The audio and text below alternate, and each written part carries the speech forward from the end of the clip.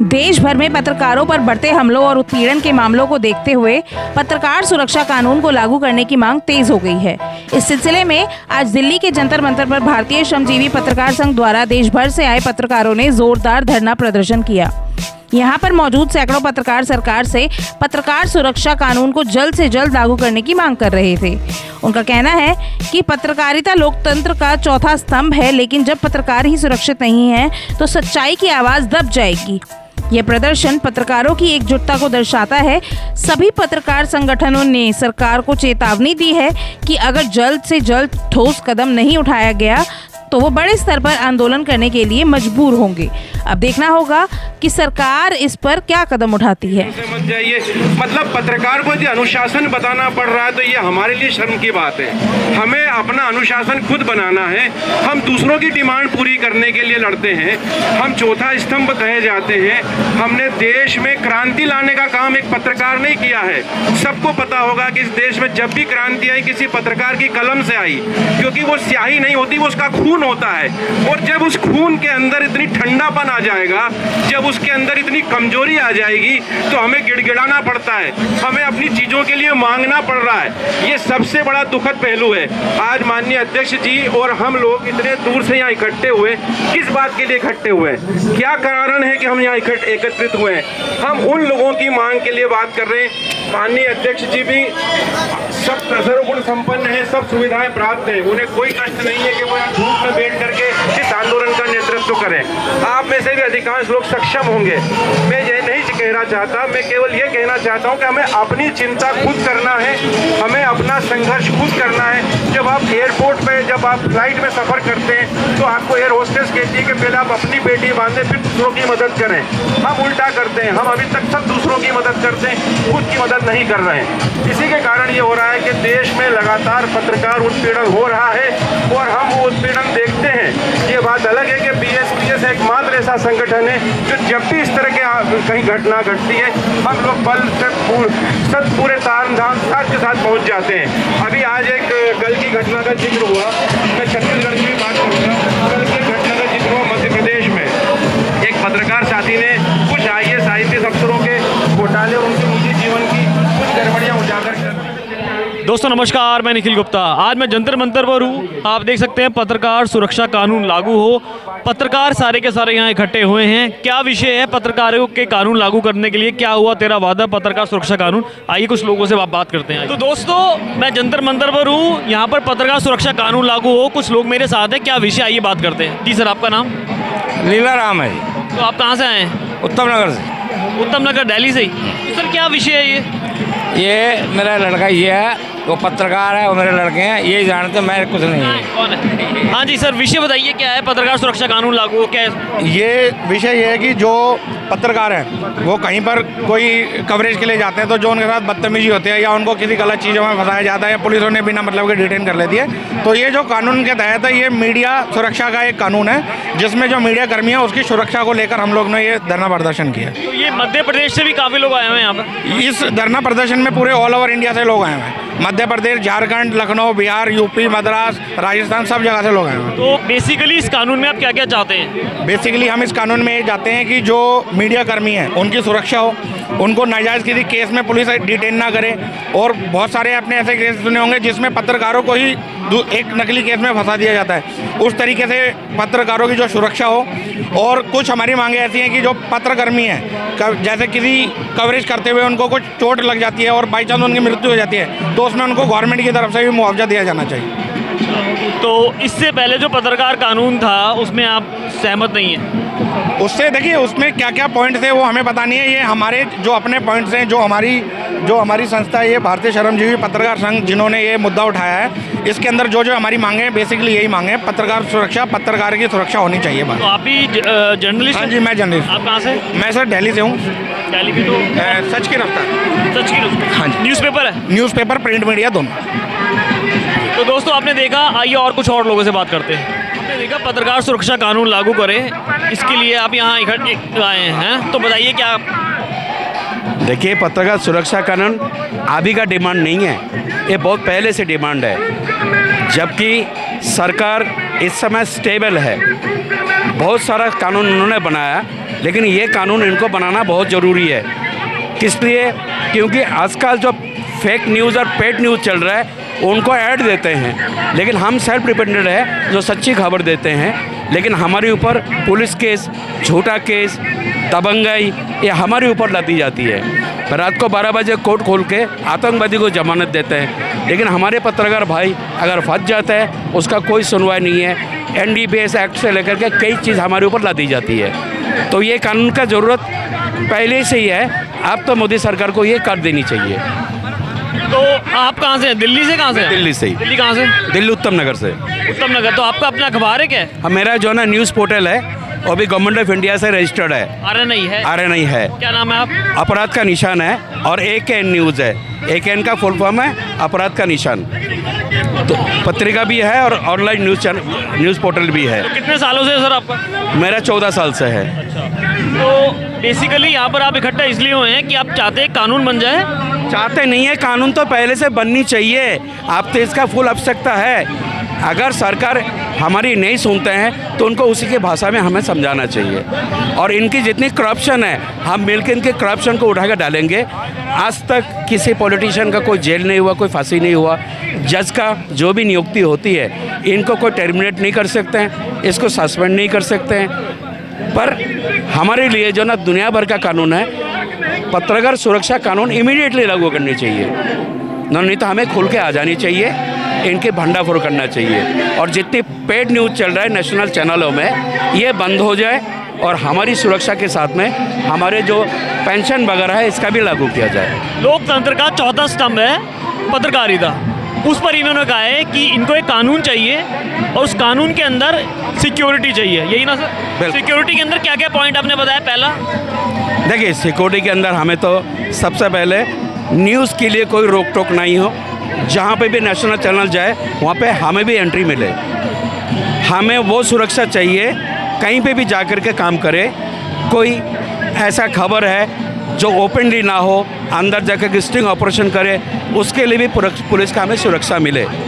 जो भी न्यूज़ है वो ऑन एयर होने दें, उसको बिल्कुल डिस्टेबलाइज ना करे, खबर को चल नहीं दिया जाए। इस खबर को उठा के PTI से लेकर और भी कई न्यूज़ इस खबर को मान्यता देनी चाहिए।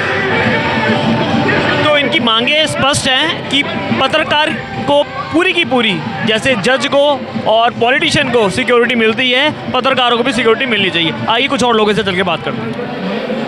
तो दोस्तों, मैं यहाँ पर मौजूद हूँ और मैंने लोगों से इंटरव्यू लिया है, बात करी है। आपने देखा पत्रकार सुरक्षा कानून लागू करो। आइए, एक सर हमारे साथ हैं, सीनियर, आइए बात करते हैं। सर, आप बताएं कुछ इसके बारे में। बिल्कुल, नमस्कार भाई। देखिएगा, आज जो हमारा धरना प्रदर्शन आप देख रहे हैं BSPS के थ्रू जो हो रहा है यहाँ पे, ये सिर्फ है ना सुरक्षा कानून के लिए हो रहा है, पत्रकारों की।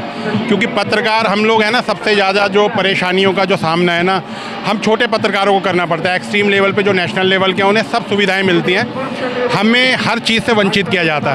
आज ये धरना प्रदर्शन उसी उद्देश्य से किया जा रहा है। सबसे पहले तो हम चाहते हैं कि हमारी सुरक्षा का बिल्कुल एक पुख्ता इंतजाम किया जाए और ऐसा कानून बनाया जाए, क्योंकि सबसे ज़्यादा झूठे फर्जी मुकदमे जो हैं हम पत्रकारों के खिलाफ ही किए जा रहे हैं। क्योंकि नेशनल मीडिया कुछ चीज़ें दिखाती नहीं है जनहित से जुड़ी हुई, हम लोग उस चीज़ को उजागर करते हैं। तो सबसे पहले जो है टारगेट पॉइंट पे हम लोग ही होते हैं, चाहे वो शासन के हो विरुद्ध हो, चाहे वो प्रशासन के विरुद्ध हो। तो हमारे विरुद्ध उल्टे सीधे कार्रवाई की जाती है। आपने देखा भी होगा, फर्जी मुकदमे देश भर में जो है पत्रकारों के खिलाफ करे जाते हैं। तो सर, आपने देखा है कि कल संसद के अंदर इनके लिए, अपने लिए तो इनकी सैलरीज बढ़ गई हैं, सब कुछ हो गया, सारे कानून पास करा लेते हैं पॉलिटिशियंस अपने लिए। पत्रकारों के लिए आप क्रमबद्ध से बताइए, लाइन वाइज बताइए, आप क्या क्या चाहते हैं? नहीं, देखिएगा, जो कानून बनाने वाली जो संस्थाएं हैं वो तो केंद्र सरकार है, वो 2 मिनट में बना सकती है। अब तो दिल्ली के अंदर भी BJP की सरकार है, चाहे तो ये 2 मिनट में बना सकते हैं। लेकिन क्या है कि हमारी मांगों को ये नज़रअंदाज करते रहते हैं। ये हम लोगों से घबराते भी हैं, क्योंकि नेशनल मीडिया को तो कंट्रोल कर लेते हैं, लेकिन जो छोटे दर्जे के मीडिया हाउसेज होते हैं उन्हें कंट्रोल नहीं कर पाते।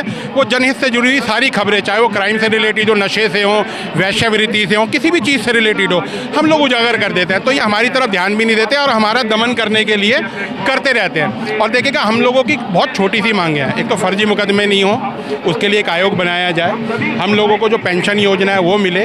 जो छोटी बहुत जो सुविधाएं होती है जो पत्रकारों को, नेशनल लेवल के पत्रकारों को मिलती हैं, वो भी हमारे को दे दें। दें, ज़्यादा ना दें, थोड़ी दे दें कि हमारा भविष्य भी सिक्योर रहे। हमने देखा 2015 से पहले सारे कानून थे कि पत्रकारों को आधी रेलवे टिकट के अंदर आधी टिकट माफ़ थी, फ्लाइट में आधी टिकट माफ़ थी। उसके बाद से सब चेंज हो गया। नहीं, वो तो सारी चीज़ ख़त्म ही कर दी भाई साहब। अब पहले तो हमारा टोल भी फ्री था, फिर एक दिन उठ के आते हैं नितिन गडकरी जी, वो फ़ौरन एक अनाउंसमेंट करते हैं, उसके बाद वो भी बंद हो जाता है। अब सबसे ज़्यादा आवागमन हमारे लोगों का ही रहता है, इधर से उधर। हमारी सोर्स ऑफ इनकम उस हिसाब से होती नहीं है, तो हमारे को बहुत सारी चीज़ों की सुविधाएं चाहिए होती है और हमारी अपेक्षाएं ना सरकार से हमेशा रहती हैं। अगर सरकार इस पर संज्ञान ले तो बहुत अच्छी बात है। और ये जो धरना है, जो इसका मेन उद्देश्य सिर्फ यही है कि सरकार हमारी छोटी छोटी मांगों को अपने उसके अंदर संज्ञान में ले और उसे इम्प्लीमेंट हमारे लिए करे। तो आपको क्या लगता है, केंद्र सरकार मजबूती से है, इस वक्त बीजेपी की सरकार है, पिछले 10-11-12 सालों से हमने देखा है, क्या ये इम्प्लीमेंट कर पाएंगे? देखिएगा, एक छोटी सी एक मुहिम है, ये एक चिंगारी है, हम लोगों ने जलाई है और निरंतर इसको आगे लेके चलेंगे। और डेफिनेटली देखिएगा, चाहे मुद्दा छोटा हो, आंदोलन छोटा हो या बड़ा हो, चाहे आपने देखा होगा किसान आंदोलन भी है, तो कुछ चीज़ें हैं जो सरकार की नोटिस में पहुंचती हैं, हमारी भी ज़रूर पहुंचेंगी। आगे हम इस तरीके के प्रदर्शन निरंतर करते रहेंगे तो एक दिन ज़रूर आएगा कि हमारे लिए इन लोगों को कानून बनाना ही पड़ेगा। सर, आपको लगता है यहाँ से आवाज़ वहाँ तक पहुँच पाएगी संसद तक? बिल्कुल भाई, एकमात्र जरिया जो है ना दिल्ली के अंदर है, क्योंकि सारी मिनिस्ट्रियाँ, पूरी सरकार दिल्ली से ही ऑपरेट होती है। तो भाई मेन उद्देश्य तो यही है कि यहाँ पे जो जगह जगह से आपने देखा होगा अनेकों राज्य से लोग बाग जो हैं, पत्रकार भाई लोग, बंधु हैं, वो आए हुए हैं। वो इसलिए आए हुए हैं क्योंकि यहाँ से ही आवाज़ है ना इनके कानों तक तो 2 मिनट में पहुँच जाएगी। क्योंकि अगर यही अपने राज्य से उठाएंगे तो पहुँचने में, दिल्ली तक पहुँचने में बहुत टाइम लगेगा, और दिल्ली में ही उठाएंगे तो डेफिनेटली हो सकता है कि आने वाले दिनों में ये वाले कानून हमारे लिए लागू कर दें। दिल्ली में आने का यही मकसद है। हमने देखा झारखंड हो, मध्य प्रदेश हो, बिहार हो, पूरे ऑल ओवर इंडिया से यहाँ पर सारे पत्रकार, चाहे वो छोटे हों बड़े हों, इकट्ठे हुए हैं। अब देखते हैं सरकार तक इनकी बातें कहाँ तक पहुँच पाती है। कैमरामैन फुलचंद के साथ Nikhil Gupta, NJ express news. बहुत बहुत शुक्रिया। तो दोस्तों, जंतर मंतर से ही यहाँ पर और लोग मेरे साथ मौजूद हैं, पत्रकार हैं। आइए हम इनसे बात करते हैं। यहाँ पर बेसिक बुनियादी चीज़ें जो पत्रकारों को चाहिए, उनके लिए यहाँ इकट्ठे हुए हैं। कुछ विषयों पर हम बात करेंगे। आइए बात करते हैं। सर, आपका नाम? मेरा नाम राजीव राज है और मैं 4वे न्यूज़ से हूँ। देखिए, ये जो आज हम लोग आए हैं यहाँ पे पत्रकार धरना जो लेकर के आए हैं, हमारी सिर्फ एक ही मांग है कि पत्रकारों को भी पूरा अधिकार मिलना चाहिए। जो पत्रकार मारे जाते हैं, पत्रकार धूप में गर्मी में घूमे जा रहे हैं और उनके साथ जो जिस तरह का व्यवहार किया जाता है, उन्हें कुत्ते की तरह ट्रीट किया जाता है। देखा जाता है इस देश में जानवरों को लेकर के, यानी कि कुत्ते को लेकर भी कानून है, लेकिन पत्रकार को लेकर के कोई कानून है ही नहीं। यानी कि पत्रकार कुत्ते से भी बेकार है, जानवर से भी बेकार है। तो ये क्या है? तो एक पत्रकार होने के नाते मैं सिर्फ सरकार से इतना ही गुजारिश करूँगा कि इस कानून को जल्दी से जल्दी पास किया जाए और हमें भी हमारे अधिकार मिलने चाहिए। बस आप एक चीज़ बताइए, जब फील्ड में उतरते हैं रिपोर्टर्स, तो उनके लिए जो बुनियादी दिक्कतें आती हैं कि उन्हें डिटेन कर लिया जाता है, पुलिस द्वारा किसी भी कानून में उन्हें अंदर डाल दिया जाता है, इस पर क्या कहना चाहिए? ये गलत है, क्योंकि पत्रकार एक ऐसा इंसान है जो आपकी बात को आप तक जनता तक रखता है। नेता हो, अभिनेता हो, चाहे किसी भी फील्ड का आदमी हो, उसकी बात उस तक रखता है, उसे पहुंचाता है बात को। चलिए सर, बहुत बहुत धन्यवाद। आइए कुछ और लोगों से बात करते हैं। तो दोस्तों, यहाँ पर कुछ और लोग मेरे साथ मौजूद हैं। हाँ सर, आपका नाम? मैं चंद्रवीर गायत्री, उत्तराखंड से। तो चंद्रवीर जी, आप उत्तराखंड से यहाँ आए हैं पत्रकार सुरक्षा कानून को लागू करवाने के लिए। इसमें बेसिक बुनियादी चीज़ें क्या आप चाहते हैं सरकार से, आप पहले वो बताइए। बेसिक बुनियादी जो हमारे मांगे हैं वो स्पष्ट हमारे बैनर पर लिखी हुई हैं। पत्रकारों की सुरक्षा कानून की हमने मांग की है, पत्रकारों के स्वास्थ्य कानून की हमने मांग की है, पत्रकारों के लिए पेंशन योजना की हमने बात की है, पत्रकारों के लिए आवासीय योजना के लिए हमने बात की है। एक सिंपल सी बात है कि हम पहले भारत के नागरिक हैं, उसके बाद पत्रकार हैं, और सरकार की जिम्मेदारी बन जाती है कि आज 75 साल देश की आज़ादी को हो गए हैं, लेकिन आज भी पत्रकार दर दर की ठोकरें खा रहा है। महात्मा गांधी जी के ज़माने में झोला उठा करके लोग चल देते थे, लिख देते थे। उस समय शायद इस तरह के संसाधन नहीं थे, लेकिन आज किसी तरह से ट्रेन गाड़ी से पत्रकार दिल्ली तक पहुंच रहा है। तो यहाँ पर सरकार की नैतिक जिम्मेदारी बन जाती है कि पत्रकार देश के लोकतंत्र का, संविधान का चौथा स्तंभ है, तो उनकी सुरक्षा के लिए, उनकी व्यवस्थाओं के लिए ऐसी हालतें अगर देश के अंदर है तो इस पर सरकार को बहुत गंभीरता से सोचना चाहिए। और कम से कम इस 21वीं सदी के भारत में ये स्थिति अगर भारत जैसे इतने बड़े तांत्रिक देश की है, तो वो बहुत ही गैर जिम्मेदाराना है और सरकार को इसको तुरंत निर्णय लेना चाहिए। आपने बात करी ट्रेन की, बस की, फ्लाइट की, आपने देखा मोदी सरकार के आने से पहले पत्रकारों के लिए कानून था कि उसमें आधी टिकट दी जाती थी। कोरोना से पहले हमने देखा कि रेलवेज में आधी टिकट दी, फ्लाइट में आधी टिकट दी। कोरोना के बाद सब खत्म कर दिया गया। पत्रकारों के लिए जो सुविधाएं थी, अब पत्रकार है यहाँ से दिल्ली से अगर कोई बाइट लेने बाहर जाता है, पहले उसे टोल भी नहीं देना पड़ता था। तो इन सब सुविधाओं के बारे में आप कुछ बताइए। जो सुविधाएं राज्य सरकारों में उपलब्ध हैं पत्रकारों के लिए, कुछ राज्यों ने अच्छी सुविधाएं प्रदान की हैं। केंद्र सरकार को ये लागू करना चाहिए, केंद्र से करना चाहिए। हमारे लिए जो प्रेस काउंसिल ऑफ इंडिया है, उसके मार्फत जारी कर दीजिए। आप सबके लिए क्या बता रही है, आप एक जियो जारी कर दीजिए ना, केंद्र सरकार जियो जारी कर दे कि सभी राज्यों के पत्रकारों को ये सुविधा मान्य है, जैसे हमारी राज्य सरकारें कर रही है। तो ये केंद्र सरकार को सोचना चाहिए, माननीय मोदी जी की कैबिनेट को सोचना चाहिए जी। अब मोदी जी पूरे के पूरे जिसे कहते हैं कंट्रोल में हैं, उनके पास सरकार है, मेजोरिटी में सरकार चल रही है। आपको क्या लगता है ये सारी की सारी जो आप यहाँ पर बैठक कर रहे हैं, ये उनके कानों तक जाएगी? तो दोस्तों, मैं जंतर मंतर पे हूँ, कुछ और लोग मेरे साथ हैं, पत्रकार कानून के लिए यहाँ इकट्ठे हुए हैं। आइए बात करते हैं। आपका नाम? मेरा नाम लक्ष्मीकांत साक्य है। मैं गुना जिले से वीकली अखबार निकालता हूँ, उच्छवास का प्रधान संपादक हूँ। गुना जिला उत्तर प्रदेश? नहीं, मध्य प्रदेश। मध्य प्रदेश। तो आप ये बताइए, यहाँ आप इकट्ठे हुए हैं पत्रकारों के कानून बनाने के लिए, इसमें क्या क्या है? मतलब इसमें हम लोग ये चाहते हैं कि पत्रकारों के साथ जो छोटी छोटी घटनाएं होती हैं, उनकी बिना जांच करे उसका FIR कट जाती है, जबकि पत्रकार दोषी ना होते हुए भी दोषी बना दिया जाता है शासन द्वारा। और पत्रकार का सुरक्षा कानून बनाया जाए जिससे पत्रकार सुरक्षित महसूस करे। बेसिकली जो पत्रकार नेशनल मीडिया में हैं, उनको तो सुविधाएं मिलती हैं। आप ये चाहते हो कि जो छोटे पत्रकार हैं, जो अपना वीकली न्यूज़पेपर निकालते हैं, जो मैगजीन निकालते हैं, उनके लिए भी एक कानून आप पूरा पत्रकारों के लिए बनाने के लिए मांग की जा रही है, क्योंकि जिले लेवल पे कई बार सुविधाओं से वंचित रह जाता है पत्रकार, और ग्रामीण एरिया की पत्रकारिता करना बहुत टेढ़ा काम है, क्योंकि गांव में आप साधनों से जा रहे हैं, आप वहाँ कोई भी रिक्स हो जाती है तो आपके साथ कोई नहीं है। तो इसलिए सुरक्षा कानून होगा तो कम से कम व्यक्ति डरेगा थोड़ा बहुत। सुरक्षा कानून को अप्लाई कराने के लिए, लागू कराने के लिए लोग इकट्ठे हुए हैं। आइए सर। तो दोस्तों, जंतर मंतर पे आगे कुछ और लोग मेरे साथ हैं उपस्थित, इनसे बात करते हैं। पत्रकारों के लिए कानून बनाने के लिए मांग कर रहे हैं, इनकी क्या मांगे हैं? हाँ जी सर, बताइए। देखिए, सबसे पहली चीज़ तो आप कहाँ से हैं? मैं भोपाल से। ठीक है। तो सबसे पहली बात तो ये है कि जैसे सदन में जब नेताओं की जब बात आती है, तो ध्वनि मत से वो उनके पक्ष में सारे फैसले ले लेते हैं, चाहे वेतन भत्ता हो, या हमने देखा भी वेतन 25% बढ़ गया है, तो या फिर उनकी सैलरी हो, या फिर अन्य जो मुद्दे होते हैं उनके, वो एक बार में बिना कोई भेदभाव के वो ये भी नहीं देखते कि ये विपक्ष के लिए फ़ायदा या पक्ष के लिए नुकसानदायक है। जब वो अपना काम कर सकते हैं, चूँकि लोकतंत्र का चौथा स्तंभ माना जाता है पत्रकारिता या पत्रकार, जब उसके साथ भेदभाव होता है तो निश्चित तौर पर एक मंच पर हर एक पत्रकार को आना पड़ेगा और अपने हक के लिए लड़ना भी पड़ेगा। जैसे मुख्य तौर पर अगर सुरक्षा की बात की जाए, तो पत्रकारों के लिए एक कानून होना चाहिए जो उनकी सुरक्षा को प्रदान करे। कई बार हम विषम परिस्थितियों में पत्रकारिता करते हैं, लड़ाई झगड़े, दंगे फसाद, या नेताओं को भी हम बहुत ऑब्लाइज करते हैं। तो ये बहुत सारे मुद्दे हैं। इसके अलावा जैसे पेंशन योजना, हर व्यक्ति की एक निश्चित समय सीमा के बाद जब वो रिटायर होता है, उसकी सुरक्षा की गारंटी भी होनी चाहिए। जिस तरीके से कि जॉब वाला जो होता है, या मिलिट्री में या नेता, उनको भी पेंशन होती है, तो जब फील्ड में एक पत्रकार काम करता है तो उसको भी पेंशन मिलनी चाहिए। ऐसे बहुत सारे मुद्दे हैं जिनको लेकर आज हम यहाँ जंतर मंतर पर राष्ट्रीय स्तर का एक सांकेतिक धरना दिए हैं, और उम्मीद करते हैं सरकार से कि वो इन मांगों को जल्दी पूरा करेगी। सिक्योरिटी के साथ साथ पेंशन का मुद्दा भी है। हमने देखा कि संसद के अंदर कैसे सांसदों के 25% सैलरी बढ़ गई, अभी कल की ही बात है। अब आप ये बताइए, जो विषम परिस्थितियों में आपने कहा कि सिक्योरिटी से रिलेटेड मैटर है, वो बहुत बड़ा मैटर है कि किसी को भी पत्रकार को डिटेन कर लिया जाता है, अब उस पर कानून बना जाता है। आपको क्या लगता है, ये सब बातें उनके कानों तक पहुंच पाएंगी? देखिए, जहाँ तक मैं समझ रहा हूँ, जो बड़े मीडिया घराने हैं, अगर मैं उनकी बात करूँ तो वो वहाँ के रिपोर्टर या वहाँ का जो मीडिया जो संस्थान होता है, वहाँ के रिपोर्टर को भी अच्छी मोटी मोटी सैलरी होती है, और विज्ञापनों का इतना लोड होता है उन पर कि उनको इन सब चीज़ों से मतलब नहीं होता। तो अब ये जो छोटे पत्रकार हैं, जो गाँव में, गलियों में, या छोटे छोटे शहरों में अपना काम कर रहे हैं, मुद्दा ये उनके लिए इम्पोर्टेंट माना जाना चाहिए।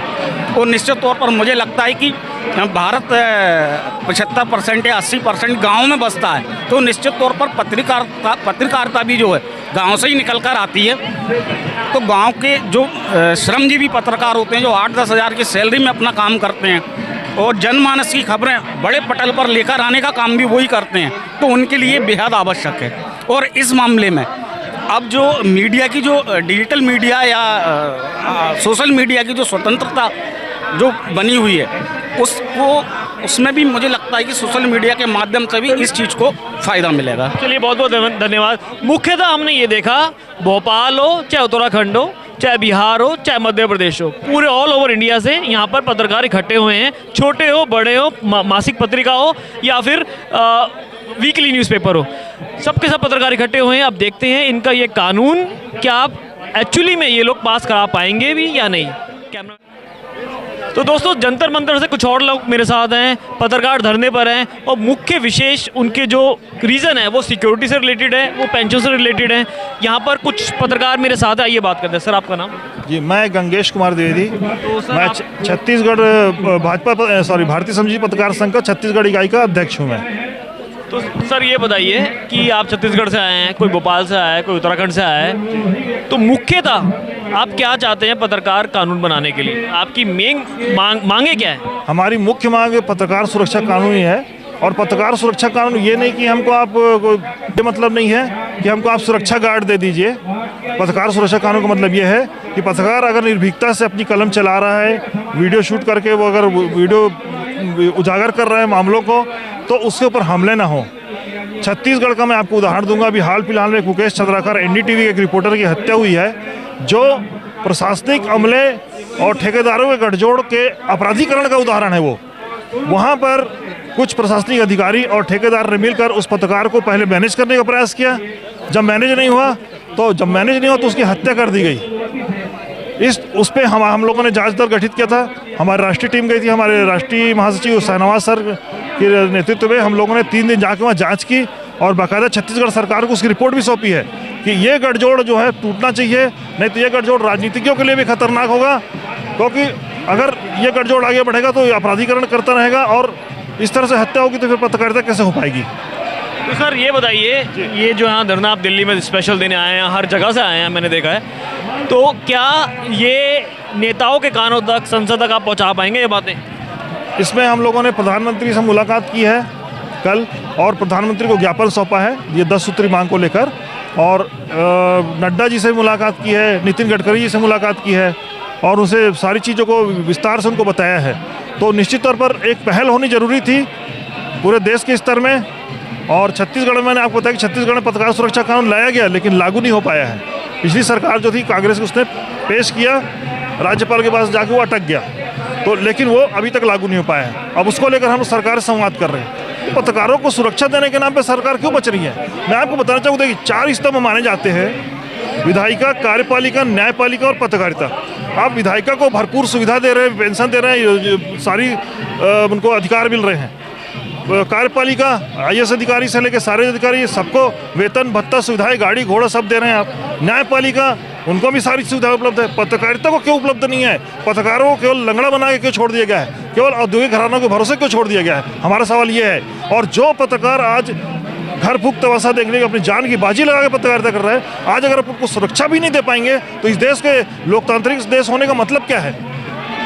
तो हमने देखा चौथा स्तंभ यहाँ पर पत्रकारिता का, ऐसे ये कह रहे हैं कि उनको विशेष अधिकार चाहिए और खाली अधिकार ही नहीं, सिक्योरिटी से रिलेटेड भी चाहिए और बेसिक बुनियादी पेंशन से रिलेटेड भी। क्या अब ये कानून संसद में पेश हो पाएगा? क्या ये बन पाएगा? फिलहाल सर आप मध्य प्रदेश? छत्तीसगढ़ में सर ने कहा कांग्रेस की सरकार ने एटलीस्ट वहाँ पर पेश कर दिया था लेकिन पास नहीं हो पाया। पास हुआ लेकिन राज्यपाल ने अटका दिया। राज्यपाल ने क्यों उठाया? राज्यपाल के पास वो विचार के लिए गया, उसका पेंडिंग चला पड़ा हुआ अभी तक। अब नई सरकार आई, वो बोलती है उसमें कई संशोधन की आवश्यकता है, तो संशोधन को लेकर हम लोग अभी वार्तालाप कर रहे हैं। तो मैंने पत्र लिखा है वहाँ पे मुख्यमंत्री को कि संशोधन के लिए जो टीम बैठे उसमें संपादकों की टीम ना हो, वो ग्राउंड में जो रिपोर्टिंग कर रहे रिपोर्टर उनकी टीम बना के बिठा लिए, उनसे पूछे कि उनको क्या समस्या आती है ग्राउंड में और उनके हिसाब से सुरक्षा मुहैया कराइए और उनके हिसाब से कानून बनाइए। अब देखते हैं, राज्यपाल ने बिल को रोक दिया था, क्या भारतीय जनता पार्टी जो मेजोरिटी में है सेंट्रल में भी और छत्तीसगढ़ में भी और हर जगह, क्या वो कानून पास करा पाएंगे या नहीं? अब तो ये तो आने वाले समय में पता चल पाएगा। तो दोस्तों, जंतर मंतर से कुछ और लोग मेरे साथ हैं, सीनियर पत्रकार साहब मेरे साथ मौजूद हैं, पत्रकारों पर कानून बनाने के लिए यहाँ एकत्रित हुए हैं। सर ये आप खुद पत्रकार हैं, आप डिजिटल मीडिया से हैं, आप पत्रकारिता करते हैं, आप जानते हैं जब आप फील्ड में जाते हैं, जब आपके फ़ोटो जर्नलिस्ट या आप खुद जाते हैं किसी मामले में, तो आपके साथ किस तरह का सलूक किया जाता है। जब क्वेश्चन करते हैं आप, जब पुलिस गलत करती है, जब कहीं कोई अधिकारी गलत करते हैं, जब कहीं गलत होता रहता है, हम उसे उजागर करते हैं, जो हमारा काम है, जो इसलिए हमें चौथा स्तंभ कहा गया है। तीनों स्तंभ लोकतंत्र के, उनको संवैधानिक संरक्षण प्राप्त है। जिस चौथे स्तंभ का काम है, तीनों स्तंभ का आई वॉच के रूप में हम लोग देखते हैं, उनके लिए कोई प्रोटेक्शन का कोई ऐसा कानून नहीं है जिसको लेकर के हम ये कह सकें कि हम पत्रकार सुरक्षित हैं। हमारे प्रधानमंत्री जी ने खुद कहा था प्रधानमंत्री बनने से पहले 2014 में कि प्रधानमंत्री बनने पर हम पत्रकार सुरक्षा कानून लाएंगे। अब आप बहुमत में थे 2 बार, अब अभी भी आप सरकार में हैं, तो हम ये पत्रकार अपेक्षा करते हैं कि आप पत्रकार सुरक्षा कानून लाइए, ताकि पत्रकार की जो हत्याएं हो रही हैं, जो झूठे मुकदमे हो रहे हैं, ये इससे ताकि लोकतंत्र बचा रहे, आपकी बातों को हम कह सकें। कल आपके साथ भी अन्याय होगा, कल सुप्रीम कोर्ट के जजों के साथ भी अन्याय होता है, तो मीडिया के समक्ष आते हैं। तो मैं सबसे आग्रह करूंगा, कोर्ट जुडिशरी से आग्रह करूंगा, नेताओं से आग्रह करूंगा, समाज सेवियों से आग्रह करूंगा कि आप पत्रकार सुरक्षा की आवाज़ को मजबूती से उठाएं और उनका समर्थन करें। सर, हमने देखा सांसदों का वेतन बढ़ाया गया 25% एक ही दम में। कोरोना से पहले जो पत्रकारों को कुछ सुविधाएं मिलती थी, रेलवे के अंदर आधी टिकट माफ थी, फ्लाइट के अंदर आधी टिकट माफ थी, टोल फ्री थे, अब वो सारा बंद कर दिया गया। तो पत्रकारों के लिए ही ऐसा क्यों होता है सर? सिक्योरिटी से भी हमने देखा है कि डिटेन कर लिया जाता है पत्रकारों को। इस सवाल को प्रधानमंत्री या रेल मंत्री के समक्ष कितने पत्रकारों ने भी उठाया अब तक? दिल्ली के पत्रकारों के लिए इतनी सुख सुविधाएं उनको ज़रूरत ही नहीं है, क्योंकि सुविधा भोगी हैं, करोड़ों में लेते हैं वो, चाहे कोई भी रहे, चाहे वो आज तक में रहे, एबीपी में रहे, स्टार में रहे, जो भी न्यूज़ चैनल है या अखबारों में। ये मुद्दा आपके लिए है, ये मुद्दा हमारे लिए है, जो धरातल पर काम कर रहे हैं, जिनके बूते पर वो आज बड़ी बड़ी खबरों को दिखलाते हैं, उनकी आवाज़ कभी उठती नहीं है। वो प्रधानमंत्री के समक्ष कभी ये सवाल नहीं करते हैं, वो रेल मंत्री से कभी पूछने नहीं जाते हैं, क्योंकि ऐसा पूछ करेंगे तो वो नाराज़ हो जाएंगे। वो मुख्यमंत्रियों से भी नहीं पूछते हैं। लेकिन मैं कहूँगा कि उत्तर प्रदेश के मुख्यमंत्री योगी आदित्यनाथ ने, देश के पहला राज्य है जहां 110 करोड़ रुपए कोविड में मरने वाले पत्रकारों को दी गई, दूसरे राज्यों में पत्रकार इससे वंचित रहे। तो जो अच्छा कर रहे हैं मैं उनकी सराहना करूंगा, चाहे वो भाजपा हो, कांग्रेस हो, चाहे वो, हम लोग पार्टी नहीं है, पॉलिटिकल पार्टी की तरह हम लोग ना विरोध करेंगे ना समर्थन करेंगे। जो कमियां अगर प्रधानमंत्री में होंगी तो हम दिखलाएंगे, जो अच्छे कार्य करेंगे हम उनकी सराहना करेंगे। सर, लास्ट क्वेश्चन, हमने देखा कि यहाँ पर हर जगह से, ऑल ओवर इंडिया से यहाँ पर पत्रकार आए हुए हैं, ठीक है? अब आपको क्या लगता है, इतने बड़े लेवल पे आपने आयोजन किया है, क्या वहाँ तक कानों तक आवाज़ पहुँच पाएगी? क्या इम्प्लीमेंट हो पाएगा कानून? बिल्कुल, प्रधानमंत्री तक हमारी आवाज़ ऑलरेडी पहुँच चुकी है, हमें समय भी दिया जा रहा है, और हमारी बातों को चंद्रबाबू नायडू और दूसरे लोग, बड़े जो पॉलिटिकल लीडर्स हैं, उनके माध्यम से उन तक पहुँचाया गया है। और जल्द ही कहा गया है कि आश्वासन मिला है कि हमें अगले महीने प्रधानमंत्री से मिलने का समय मिलेगा। और हम, क्योंकि ना ही हम लोग समर्थक हैं, ना ही हम लोग उनके विरोधी हैं, हम पत्रकार हैं और हम खुलकर पत्रकारों की बात उनके समक्ष रखेंगे, ये बिना सोचे कि हमें विज्ञापन मिलेगा कि नहीं मिलेगा, हमारे साथ क्या होगा। आप निश्चिंत रहें, हम यूनियन हैं, हम यूनियन का कर्तव्य निभाएंगे। चलिए, ना ही समर्थक है ना ही विरोधी हैं, सर का कहना है प्रधानमंत्री मोदी तक हमारी आवाज़ पहुंच गई है। अब देखते हैं कि ये कानून पास करा पाते भी हैं संसद से या नहीं। नमस्कार। तो दोस्तों, पत्रकार सुरक्षा कानून को पास कराने के लिए यहाँ पर एकत्रित हुए हैं सीनियर पत्रकार हमारे साथ एक हैं, आइए इनसे पूछते हैं क्या है। सर, आपका नाम? मैं अशोक पांडे हूँ। तो पांडे जी, बताइए, यहाँ पर आप पत्रकारों के लिए इकट्ठे हुए हैं, यहाँ पर कानून पास कराने के लिए, क्या मुख्य मांगे हैं? केवल एक ही मुख्य मांग है कि पूरे देश में पत्रकारों की सुरक्षा के लिए ये सरकार जर्नलिस्ट प्रोटेक्शन एक्ट बनाए। सर, जर्नलिस्ट प्रोटेक्शन एक्ट के अंदर क्रमबद्ध तरीके से आप क्या चाहते हैं? सिक्योरिटी हो, या अभी देखा हमने खुद सांसदों ने अभी 25% अपना वेतन बढ़वा लिया, और पत्रकारों को कोविड के बाद से हमने देखा कि रेलवे का किराया आधा था वो ख़त्म कर दिया, फ्लाइट का किराया था वो ख़त्म कर दिया, टोल का था वो ख़त्म कर दिया। देखिए, ऐसा है कि मुख्य मांग तो पत्रकारों की जान की सुरक्षा की है, सिक्योरिटी। आप देख रहे हैं कि कितने पिछले 2 महीने में देश भर में लगभग 10 बड़े पत्रकारों की हत्या हुई। छत्तीसगढ़ में, मध्य प्रदेश में, उत्तर प्रदेश में, बिहार में। तो मुख्य चिंता हमारी ये है कि अगर ऐसे लोकतंत्र के इस स्तंभ पर, जिसके दम पर जिसका लोकतंत्र टिका हुआ है, उसमें अगर इतनी असुरक्षा का भाव होगा तो कैसे चलेगा? सर, लोकतंत्र का चौथा स्तंभ माना जाता है पत्रकारिता, ठीक है? तो इसके अंदर क्या आप ये इम्प्लीमेंट करा पाएंगे कानून? आपको क्या लगता है? देखिए, बिल्कुल इम्प्लीमेंट होगा। बड़े अच्छा सवाल किया। इम्प्लीमेंट क्यों नहीं होगा?